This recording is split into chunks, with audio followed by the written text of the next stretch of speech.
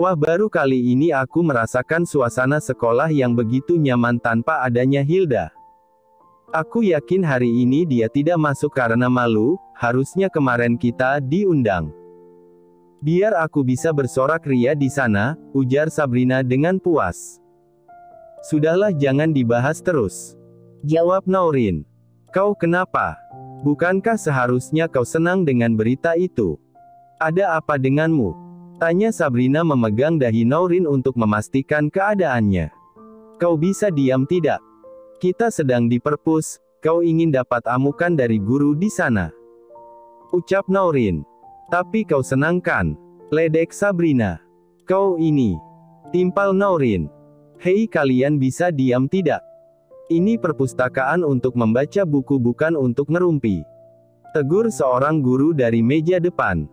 Maaf Bu, jawab Naurin. Bel tanda istirahat pun berbunyi, semua siswa-siswi berhamburan keluar kelasnya masing-masing. Ayo kita makan di kantin biasa, ajak Sabrina yang baru saja keluar dari perpustakaan bersama Naurin.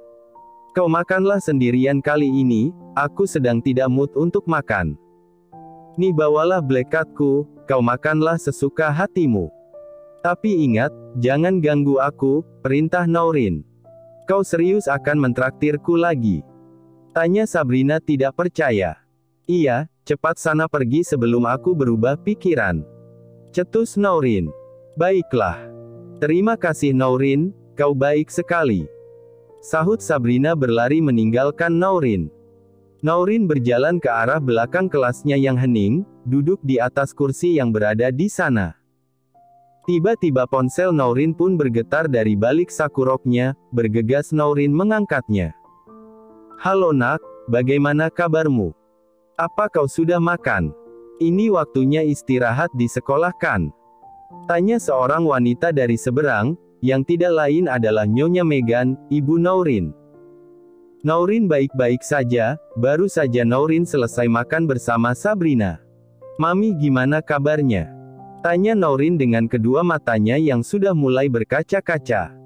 Papi dan Mami sekarang sangatlah membaik nak, kau jangan terlalu mencemaskan kami. Kau tahu, Papi sekarang sering mendapatkan keuntungan yang besar dari perusahaan tekstilnya, bahkan sekarang menjadi sangat ramai dari sebelumnya. Ini semua berkat menantu Mami yang terus mempromosikan usaha papimu. Mami harap kalian berdua bahagia selalu ya nak, jelas Nyonya Megan. Wah benarkah Mi? Selamat untuk kalian berdua. Naurin sangat senang mendengarnya. Semoga apa yang diinginkan papi semuanya terwujud. Kalian juga tidak perlu mengkhawatirkan Naurin, karena Naurin di sini juga baik-baik saja. Dan bahkan diperlakukan sangat baik, meskipun awalnya Naurin sempat takut tinggal di rumah Labrain. Tapi seiring berjalannya waktu, semua terlihat biasa, balas Naurin. Mami akan bilang ke papimu kalau kau tidak apa-apa di sana. Oh ya, apakah kalian sudah pergi honeymoon? Tanya Nyonya Megan. Seketika raut wajah Naurin berubah merah padam mendengar pertanyaan yang terlontar dari mulut Nyonya Megan. Honeymoon? Bahkan pria itu saja tidak pernah menyentuhku sama sekali. Bagaimana bisa itu terjadi? Batin Naurin. Halo Naurin, apa kau mendengar Mami? Sapa Nyonya Megan kembali menyadarkan Naurin. Belum Bu, Naurin masih fokus ke sekolah dulu dan tidak memikirkan hal itu. Lagian Naurin masih sangat dini untuk mengurusi hal begitu, jawab Naurin. Masih dini? Kau kan sudah menjadi istri seseorang Naurin, kau harus siap melakukan apa yang suamimu perintahkan. Jadilah istri yang penurut seperti Mami, tidak boleh membangkang apalagi melawan kepada suamimu. Jangan pernah berpikir kau masih kecil terus. Kau sebentar lagi akan lulus, itu artinya kau sudah cukup dewasa. Jelas Nyonya Megan dengan nada yang sedikit keras. Baiklah Mi, kalau begitu sudah dulu ya. Naurin dipanggil guru. Baik Mami, ucap Naurin mematikan panggilannya secara sepihak. Kalau dilanjutkan, akan semakin membuatku frustasi. Harusnya yang Mami nasihati pria itu, bukan aku. Sekuat apapun aku menggodanya, dia tidak akan melirikku sama sekali. Dia lebih memilih wanita seksi di luaran sana, sementara aku. Lihatlah tubuhku yang tidak berbentuk ini. Mana mau dia menyentuhku? Oceh Naurin dengan lirih. Namun masih didengar oleh Roger yang tiba-tiba berdiri di sampingnya. Siapa bilang kau tidak seksi? Ucap Roger. Kau. Mengagetkanku saja. Teriak Naurin menepuk pundak Roger dengan keras. Kau mengupingku. Sejak kapan kau jadi penguntit? Timpal Naurin. Aku tidak sengaja mendengar kau mengoceh saat aku melewati kelas, dan ternyata benar. Kau sedang tidak mensyukuri apa yang sudah kau punya. Bahkan semua wanita di sana ada yang iri melihatmu, lah kau malah menjelek-jelekkan dirimu sendiri. Payah. Balas Roger seraya duduk di samping Naurin. Aku tidak seperti itu, kau sangat salah paham. Sambung Naurin. Kruyuk.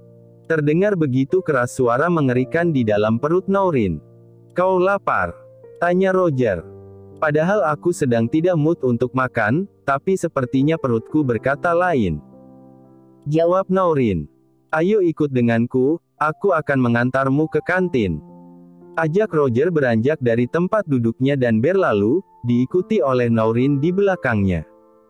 Di ruangan kerjanya, terlihat Labrain yang masih fokus menatap layar laptop di depannya. Tok, tok, tok. Masuklah. Teriak Labrain. Satu staf pun masuk membawa sebuah dokumen. Ini dokumen hari ini Tuan, tepat di awal bulan April, saya sudah mengerjakan semuanya dan langsung menyerahkannya pada Tuan, ucap staf tersebut meletakkannya. Baiklah, kau bisa keluar sekarang. Jawab Labrain tanpa menoleh sedikit pun. Baik Tuan. Staf itu pun berlalu dan menutup kembali pintu ruangan. Bulan April. Gumam Labrain dengan wajah yang sudah berubah, keringat dingin sekarang sudah mulai membasahi setiap sisi wajahnya. Tidak mungkin. Arregehah. Kepalaku sakit sekali. Teriak Labrain sangat kencang hingga staf yang baru keluar mendengarnya dan berlari masuk ke dalam. Ya ampun Tuan Labrain.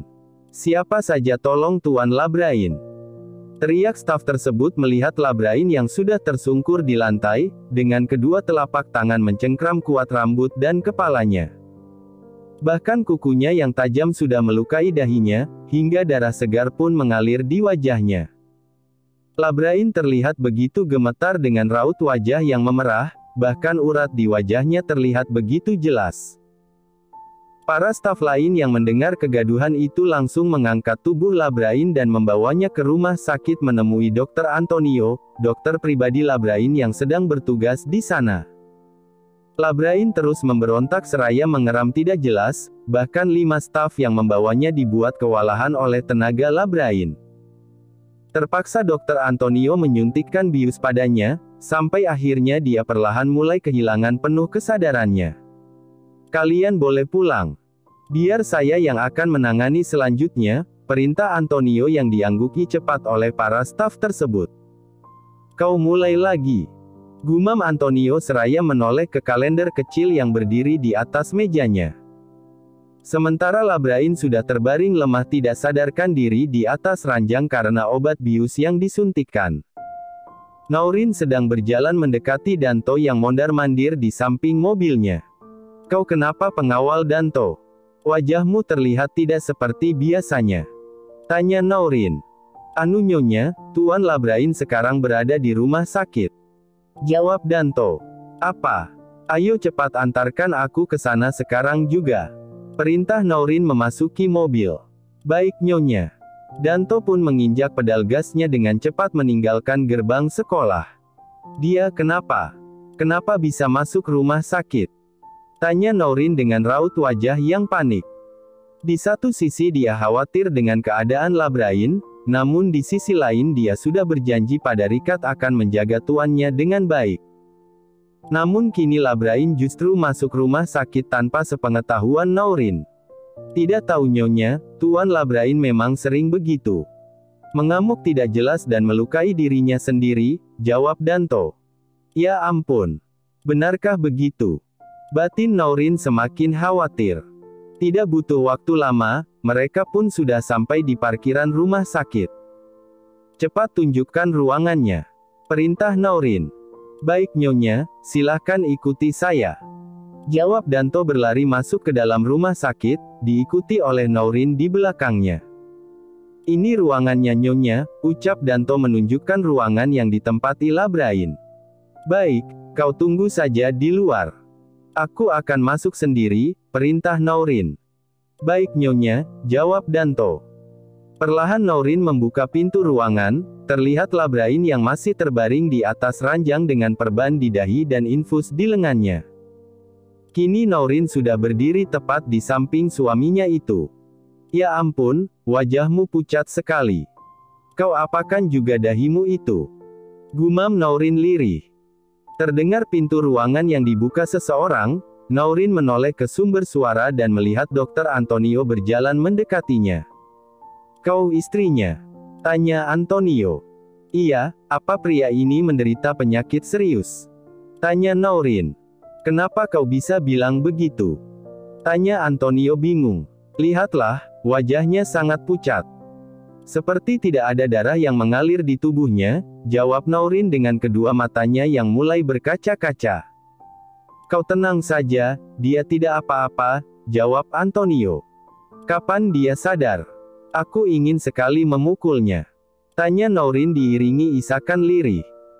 Kau tunggu saja sampai malam nanti, kalau dia belum sadar juga kau bisa tekan tombol darurat di sana. Minimal tunggulah sampai jam 21 WIB, baru kau boleh menekan tombolnya, perintah Antonio. Baiklah aku akan terus mengawasinya, timpal Naurin mengambil kursi dan duduk di sebelah ranjang. Kenapa kau ingin memukulnya? Harusnya kau menciumnya nanti setelah dia bangun, ucap Antonio. Aku tidak ingin terus-terusan menciumnya terlebih dulu, aku juga punya harga diri. Dokter keluarlah, aku ingin bersamanya saja, jawab Naurin. Ya sudah, awasi dia jangan sampai kau lengah apalagi tertidur. Karena itu bisa membahayakan nyawanya, perintah Antonio seraya tersenyum kecil karena berhasil mengerjai Naurin. Iya kau tenang saja. Aku akan tetap terjaga, jawab Naurin. Antonio pun keluar dari ruangan. Kau bahkan melukai dahimu yang mulus itu. Aku tidak tahu apa penyakitmu, tapi tidak bisakah kau meluapkannya pada barang-barang mati di sekitarmu? Banting saja meja, kaca, atau apa yang bisa kau raih. Oceh Naurin. Jam demi jam pun berlalu, Naurin merasakan kedua matanya kini mulai berat. Namun terlihat Labrain yang masih belum bergerak sama sekali, sesekali Naurin menutup mulutnya karena menguap. Ayolah bangun. Ajak aku mengobrol agar rasa kantukku hilang, ucap Naurin menyandarkan kepalanya pada bibir ranjang. Naurin mulai menutup kedua matanya, namun seketika terjaga kembali saat teringat perintah Antonio. Kedua mata Naurin mengarah pada jam dinding yang tergantung di ruangan tersebut. Sudah jam 20.55 WIB, kau masih punya 5 menit untuk sadar sebelum aku benar-benar menekan tombol darurat itu, ujar Naurin lirih. Bersama dengan itu, Naurin melihat jari Labrain yang perlahan mulai bergerak. Naurin menatap wajah Labrain, kedua mata Labrain kini mulai terbuka. Lalu mengedipkannya perlahan. Apa kau sudah sadar? Tanya Naurin. Sontak Labrain langsung menoleh ke sumber suara. Au! Teriak Labrain memegangi kepalanya. Jangan bergerak. Terus berbaringlah, aku akan memanggilkanmu dokter. Naurin beranjak dari tempat duduknya hendak pergi. Jangan. Perintah Labrain lirih, sehingga mampu menghentikan langkah kaki Naurin. Kau harus diperiksa dokter. Tadi kau terlihat kesakitan, jawab Naurin. Aku bilang tidak perlu. Kau saja di sini, ucap Labrain mencoba menarik napasnya secara teratur. Minumlah. Naurin mengambilkan air putih di atas meja samping ranjang, dan mendekatkan ke bibir Labrain yang langsung meminumnya. Naurin kembali duduk di kursi dan menatap wajah Labrain di depannya. Apa kau masih merasa sakit? Tanya Naurin. Tidak, sekalipun dadaku tertembus peluru. Aku tidak akan merasakan sakit sedikit pun, jawab Labrain menatap ke atas langit-langit. Kau ini, dalam kondisi seperti ini pun masih saja bergaya. Balas Naurin. Kau sejak kapan di sini? Tanya Labrain menoleh ke arah Naurin. Sejak pulang sekolah, kau tidak lihat aku masih menggunakan seragam. Jawab Naurin. Labrain terus saja menatap kedua mata Naurin. Jangan melihatku seperti itu. Kalau tidak, aku akan memukulmu karena sudah membuatku hampir mengingkari janji pada Rikard. Ucap Naurin. Janji apa? Tanya Labrain penasaran. Rikard menyuruhku untuk menjagamu sampai dia kembali, dan sekarang lihatlah dirimu yang terbaring di atas ranjang. Bahkan aku saja baru mendengarnya dari pengawal Danto. Jelas Naurin. Apa yang akan Rikard berikan untukmu? Sampai kau mau memukulku. Timpal Labrain. Dia berjanji akan membelikanku jam keluaran Ca Asterisnel terbaru tahun ini, salah siapa kau sangat pelit padaku.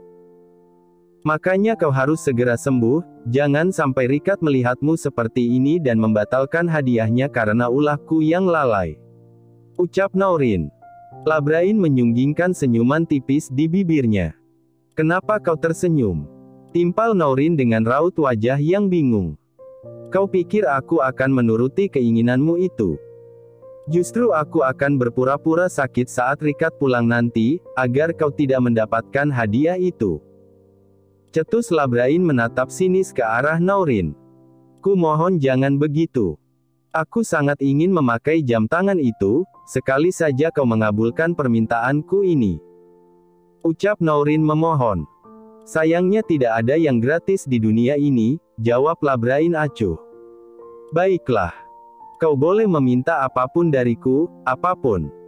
Mempertegas asal kau tidak boleh menggagalkanku untuk mendapatkan jam itu. Jawab Naurin. Apapun? Tanya Labrain mengulang. Hei, man. Jawab Naurin seraya menganggukkan kepalanya. Seketika senyum sinis mengembang di sisi bibir Labrain. Baiklah, aku akan mengatakan apa yang aku mau nanti setelah keluar dari sini. Tapi kau harus janji akan melakukannya untukku. Tegas Labrain. Iya, asal kau jangan menyuruhku untuk terjun dari jurang. Jawab Naurin. Oh, punggungku. Teriak Labrain tiba-tiba. Kenapa punggungmu? Miringlah. Aku akan memijitnya. Perintah Naurin. Labrain pun memiringkan tubuhnya membelakangi Naurin di sana. Seperti ini. Seraya memijat dengan pelan. Apa kau nyaman? Tanya Naurin. Terlalu pelan, kuatlah sedikit. Kau tidak punya tenaga. Cetus Labrain dengan senyum liciknya. Dek. Jantung Labrain berdetak dengan cepat saat merasakan kedua tangan Naurin menyusup ke dalam bajunya. Apa yang kau lakukan? Teriak Labrain. Aku sengaja memijatnya dari dalam, gimana? Sudah terasa kuat kan? Tanya Naurin yang berdiri di sebelah ranjang. Hentikan. Sudah cukup. Perintah Labrain. Naurin pun menghentikannya dengan cepat. Apa lagi yang kau rasakan? Bagaimana bisa kau berkeringat? Biar aku lap. Ucap Naurin mengelap keringat yang membasahi dahi Labrain dengan telapak tangannya. Kedua mata Labrain terus menatap wajah cantik nan mulus milik Naurin yang tepat berada di atasnya. Sementara Naurin sama sekali tidak sadar dan terus berhati-hati saat mengelap keringat di dahi Labrain. Hentikan, atau kau akan menyentuh luka yang sudah diperban oleh dokter. Perintah Labrain. Tidak akan, aku melakukannya dengan pelan-pelan, jawab Naurin kembali duduk. Kenapa kau berkeringat? Aku saja merasa dingin di sini. Ucap Naurin. Namun Labrain tidak menjawabnya karena tidak mungkin jika dia mengatakan kalau keringat itu keluar saat merasakan sentuhan dari Naurin barusan. Kau pulang saja. Kau belum mandi dan makan malam kan? Tinggalkan aku sendiri. Perintah Labrain. Mana bisa begitu? Aku harus tetap mengawasimu apapun yang terjadi, enak saja kau menyuruhku pulang. Aku akan mandi di sini. Sebentar, aku akan menyuruh pengawal Danto untuk membelikanku baju ganti. Kau tetaplah berbaring di situ. Jangan pergi kemana-mana. Perintah balik Nourin seraya meninggalkan ruangan. Sementara Labrain hanya tersenyum melihat Nourin yang berjalan menjauh darinya. Pengawal Danto. Panggil Nourin. Iya nyonya, ada apa? Jawab Danto berlari menghampiri Nourin. Belikanku baju ganti di dekat sini, aku ingin mandi, perintah Nourin.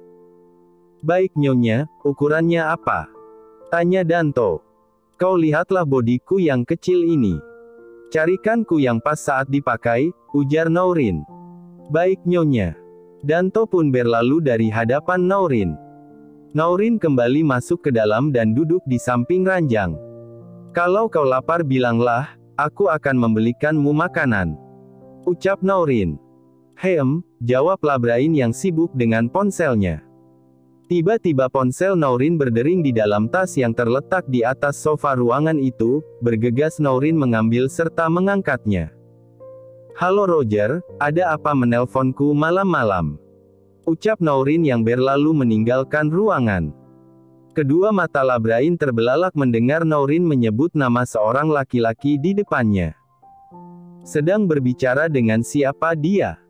Gumam Labrain beranjak dari tidurnya dengan posisi duduk.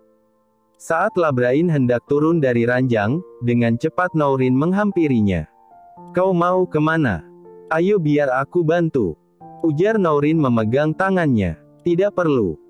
Menepis tangan Nourin dengan kuat, kau jangan menganggapku bocah yang tidak bisa apa-apa saat terluka. Ujar Labrain berlalu menuju kamar mandi. Sementara Nourin hanya terdiam melihat sikapnya yang seketika berubah sangat kasar. Kenapa lagi dia? Gumam Nourin. Tok tok tok. Masuk. Teriak Nourin. Ini nyonya baju yang kau minta, ujar Danto seraya menyodorkan sebuah tote bag. Terima kasih, kau pulang dan istirahatlah. Aku yang akan menjaga tuanmu di sini, perintah Nourin. Tapi nyonya, ucap Danto. Tidak apa-apa, aku bisa melakukannya. Aku akan menelponmu jika membutuhkan bantuan darimu.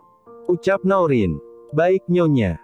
Saya permisi, jawab Danto meninggalkan ruangan tersebut.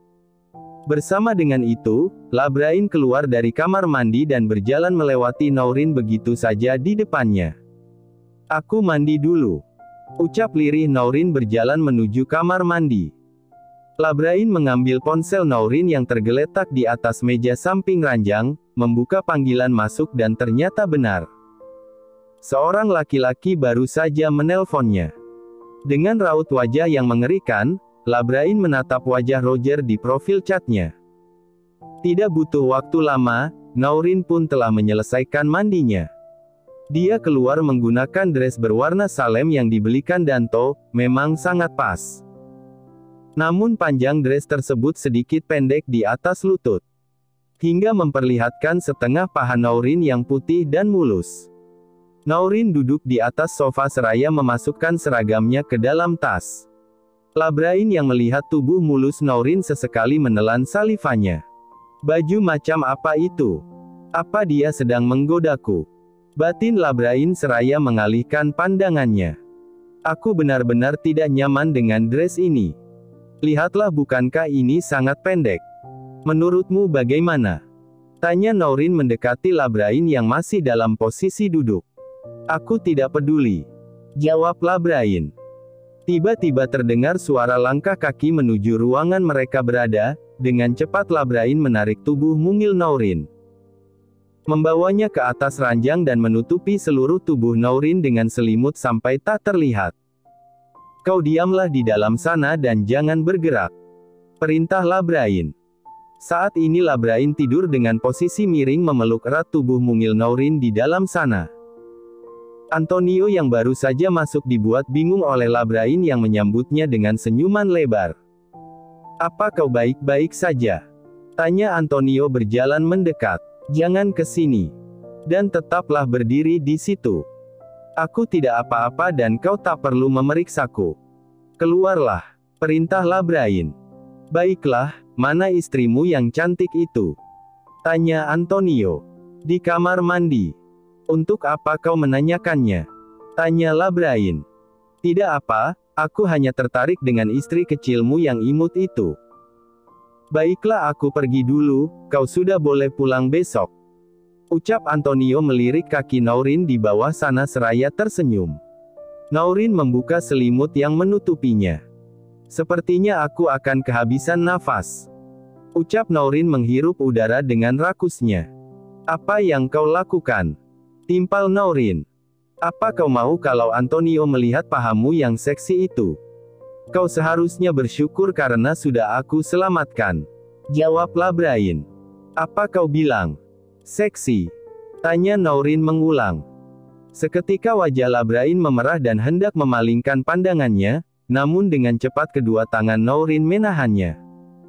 Kini keduanya saling menatap satu sama lain. Apakah aku terlihat seksi di matamu? Ayo katakanlah. Ujar Naurin. Kau ini kenapa? Aku bilang seksi karena kau menggunakan baju yang kependekan. Memangnya ada yang salah dengan perkataanku? Jawablah Brain. Kau benar, aku memang seksi. Balas Naurin dengan mengedipkan matanya. Labrain berusaha menahan gejolak di hatinya karena kelakuan menggemaskan dari Naurin. Lepaskan tanganmu. Perintah Labrain menepis kedua tangan Naurin dengan cepat. Namun Naurin tetap kembali memegang kedua pipinya lagi. Lepaskan atau kau akan mendapatkan hukuman kali ini karena sudah membuatku marah. Bentak Labrain dengan nada dinginnya. Sebentar saja, 5 menit. Aku ingin memegang wajahmu 5 menit saja, tidak lama kan? Pinta Naurin. Kau ini. Belum sempat Labrain melanjutkan perkataannya. Kap. Kecupan singkat mendarat di bibir Labrain, membuatnya seketika diam terpaku menatap Naurin di depannya. Aku sudah bilang, berilah aku 5 menit untuk memegang wajahmu. Kau sangat ngeyel. Apa kau memang harus dicium dulu baru bisa diam Bentak Naurin. Labrain terus terdiam serta memberikan waktu untuk Naurin menatapnya, meskipun sesekali Labrain harus menelan salivanya melihat bibir merah merona Naurin yang kini tepat di depannya. Ingin sekali Labrain membalas ciuman kilat dari Naurin, namun tidak dia lakukan karena hanya akan membuat dirinya menahan sesuatu yang lebih berat lagi. Sudah selesai. Ucap Naurin melepaskan kedua tangannya. Saat Naurin hendak beranjak dari ranjang, tubuhnya kembali ditarik oleh Labrain ke dalam pelukannya. Tidurlah seperti ini sampai besok. Jangan berubah sedikit pun. Perintah Labrain memejamkan kedua matanya. Dengan cepat Naurin memeluk tubuh Labrain dan membenamkan wajahnya pada dada kekar itu. Hangat dan nyaman sekali, batin Naurin tersenyum. Labrain melirik, dan menyunggingkan senyuman tipis di bibirnya. Dasar bocah cabul. Batin Labrain. Keesokan harinya, Naurin sibuk mempersiapkan kepulangan Labrain. Danto sedang mengurus surat-surat di depan, sementara Naurin kini sudah memakai baju seragam kemarin karena dress yang terlalu pendek itu dia buang jauh-jauh. Setelah semuanya beres, mereka pun berjalan ke depan untuk pulang. Namun di lorong rumah sakit, mereka berpapasan dengan Dr. Antonio. Kau sudah mau pulang? Tanya Antonio menatap ke arah Labrain. Iya, terima kasih untuk pelayananmu. Jawab Labrain. Aku ingin berbicara sebentar saja pada istrimu, apa kau mengizinkan? Sebentar saja. Pinta Antonio. Labrain pun mengangguk. Ayo nyonya muda, kesini sebentar, perintah Antonio, membawa Naurin agak menjauh dari Labrain dan Danto di sana. Ada apa dokter? Kelihatannya serius sekali, tanya Naurin penasaran. Begini, kau tidak ingin suamimu melakukan hal bodoh lagi bukan? Tanya Antonio. Naurin mengangguk dengan cepat. Kau harus buang semua kalender di mansion tanpa tersisa. Dan juga menyetel pengaturan tanggal di ponsel suamimu, kau gantilah kalender di ponselnya pada bulan Mei depan. Usahakan agar sampai dia tidak melihat kalender apapun yang terjadi. Kau mengerti maksudku? Timpal Antonio. Aku mengerti, hanya saja apa hubungannya penyakit dia dan kalender? Tanya Naurin. Nanti di lain waktu aku akan menjelaskannya padamu, tapi untuk sekarang lakukanlah apa yang aku suruh. Mengerti? Ujar Antonio. Baiklah, kau tenang saja. Aku akan melakukan sesuai yang kau perintahkan, jawab Naurin. Kau memang anak manis, balas Antonio seraya mengelus kecil rambut Naurin. Lepaskan tangan kotormu darinya.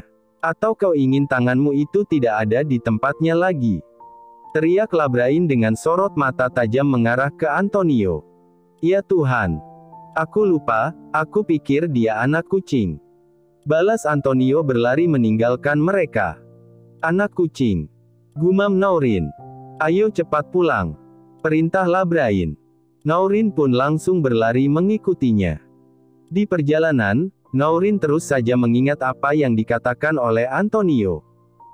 Aku semakin penasaran, apa hubungannya penyakit dia sama kalender? Batin Naurin menoleh ke arah Labrain. Kenapa kau menatapku terus? Cetus Labrain. Tidak, aku hanya ingin memastikan kalau kau sudah benar-benar sembuh. Ternyata memang iya, kau sudah segar kembali.